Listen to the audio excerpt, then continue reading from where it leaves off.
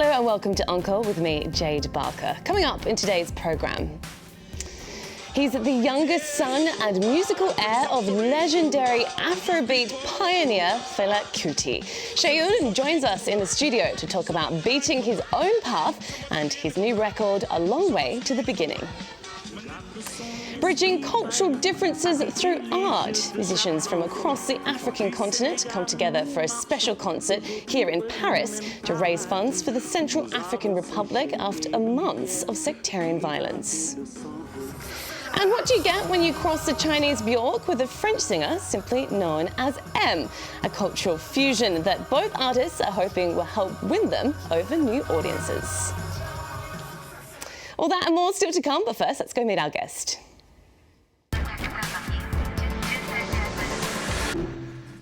And I'm delighted to welcome to the show today Seun Kuti. Hello to you. Thanks so much for coming in to speak to us. Thanks for having me.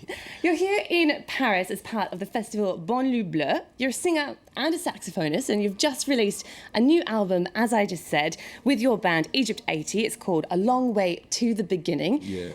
Interesting title. Your father Fela, as I mentioned, is considered the founder of the Afrobeat genre. Is this album taking it back to where it all began, back to your roots?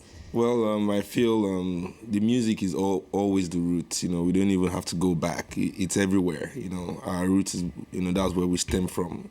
But the music is my own interpretation of what I believe the Afrobeat sound is all about. So this is what I've always believed when I make my own records. All right. Well, let's take this now to the song off the album. This is IMF.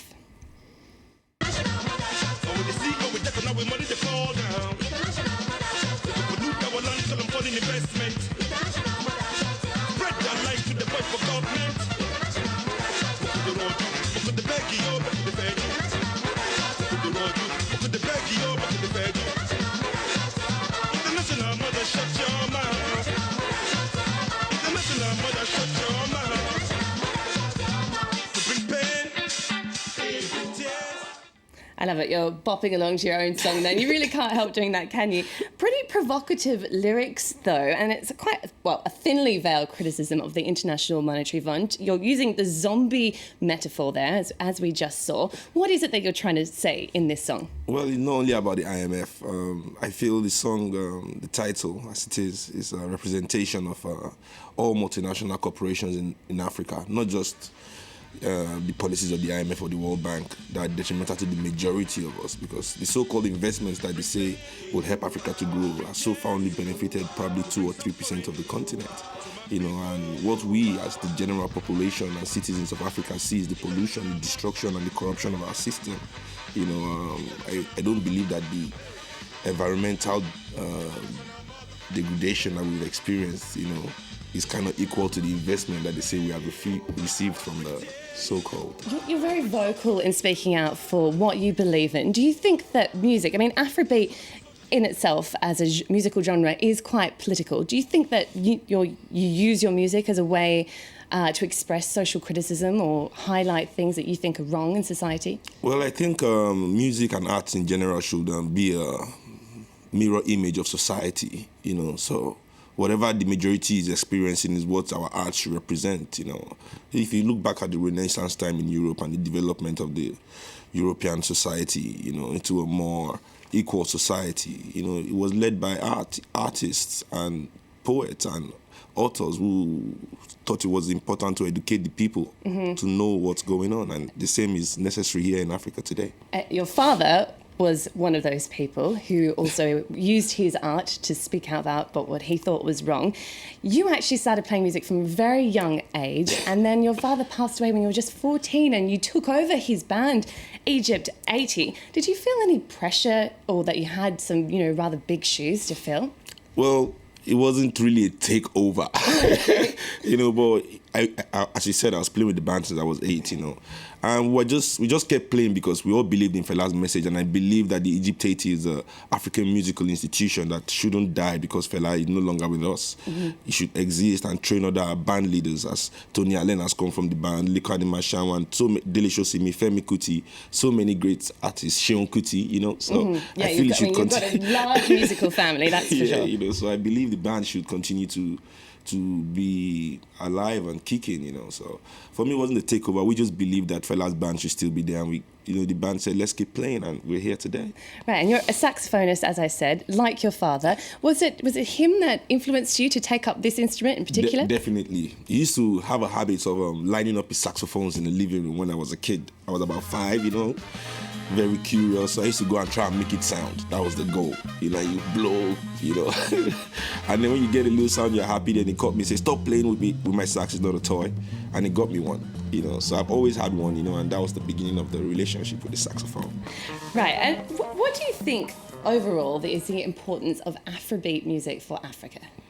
Well, I think for Africa and Africans, you know, the message is a call to self-evaluation and also self-realization. You know, I believe it's necessary for Africans, not just Afrobeat music. I believe all art, as I just said before, sculptors, poets, you know, should try as much as possible to give the people their art. Right. You know, sacrifice their art for the people, because this is the only way history can judge us as forebearers of the African Renaissance, and not just people who betrayed their people with irrelevant things.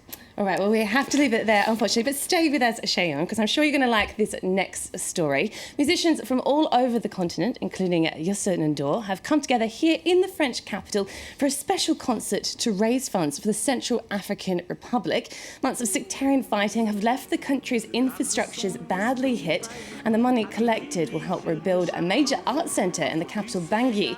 Congolese musician Ray Lima says the aim of the concert was to highlight the country's shared culture to overcome the violence. They don't even know why they hate each other. They follow each other like sheep. Our main objective is to focus on culture and education, and we'll soon realize this hate doesn't even exist. This hate isn't real. Shane, what do you think? Do you think that art and music can be a way of overcoming and bridging cultural differences? Oh, yes, of course. I believe that so much, you know. I just feel, you know, when you see things that happen in Africa, having to come to places like Paris to get, you know, the recognition it deserves in the media, you know, it shows that the African government have bred insensitivity, you know, in Africa. That things like this, you know, is not causing outrage in other African nations, what is going on in the CAR. You know, I believe the African government as well should be more vocal and more upfront in helping other African nations. You know, this kind of thinking is what I believe is lacking, you know, the love for the people, direct for the people. African government only love business and money. They have to change that ideology and focus it on the people. All right, well, talking about bridging cultural differences, our next report is about two artists who are doing just that. French singer Mathieu Chédid, simply known as M, has teamed up with Chinese artist Shasha. The two are hoping their collaboration will open up new audiences, as our reporters went to find out. It's with this sombre track, Détache-toi, Detach Yourself, that M is setting out to conquer China. For this song in French and Mandarin, he's working with the underground artist Cha-Cha, sometimes known as China's answer to the Icelandic singer Björk. The duo began collaborating before they'd actually met. M was initially attracted by the quality of Cha-Cha's voice. Yes, c'est très doux, quoi. C'est-à-dire que It's so gentle, just as I imagined China to be. c'est comme un peu mon It fits in with my dreams about China. Elegance, softness. c'est vraiment All the things I find in Taoism, I find in her too. She's really balanced. Elle en rajoute pas du tout. In April, Cha-Cha will go on her first tour of Europe, including to France, a nation she first discovered through its music. Et là, When I was really into hip-hop music, I actually first listened to hip-hop was French hip-hop. That's kind of bring me the first picture of what France is like. It's the meeting of two cultures through music, and for M, a new audience to win over. It's really electrifying, a rock energy, so much enthusiasm. You could feel the curiosity of the Chinese people, the desire to discover, to understand.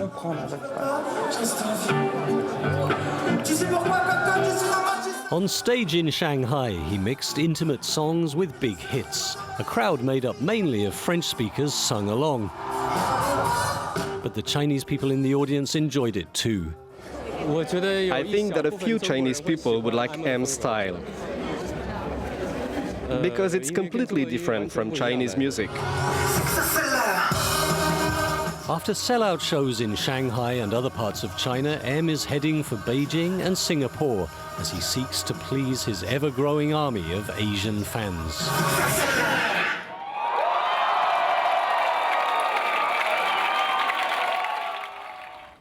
All right, well, that brings us to the end of today's show. Just before we go, though, we've got time to mention one last exhibition that you may find interesting, Shayun, actually. I believe you've already gone to check it out. Yeah. It's called Great Black Music, and it's on here in Paris at the Cité de la Musique until the end of August. What did you think of it, just quickly? It was amazing. And I'm not just saying that because Fela was #1, but it was amazing.